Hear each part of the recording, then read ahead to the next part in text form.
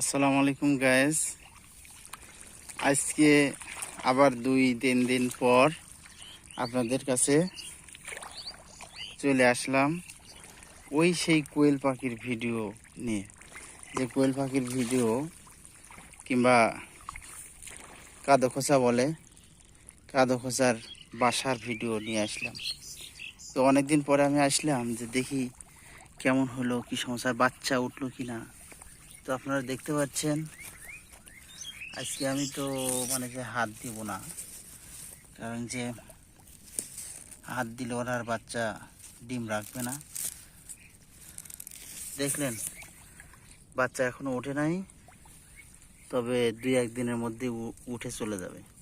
এরা কিন্তু বাচ্চা ওঠার পরে দেরি করে না। হ্যাঁ, বাচ্চা 1 দিনের মধ্যেই সবল হয়ে যায় মুরগির বাচ্চার মতো, এবং তারপরে ওরা চলে যায়। তো আমি মনে করলাম যে সব ঠিক আছে নাকি, সাপে ডিম খেয়ে ফেলালো। তো না, সব ঠিক আছে।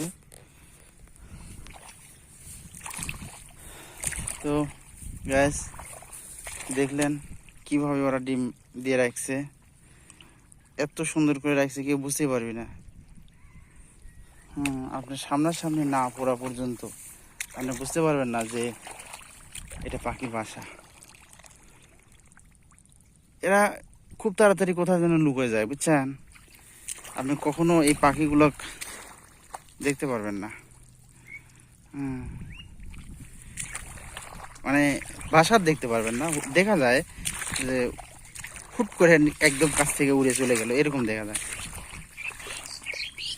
তো ঠিক আছে, ভালো লাগলে ভিডিওটা শেয়ার দিবেন, আর বাচ্চা ওঠা পর্যন্ত আমি দেখাতে থাকবো আপনাদের।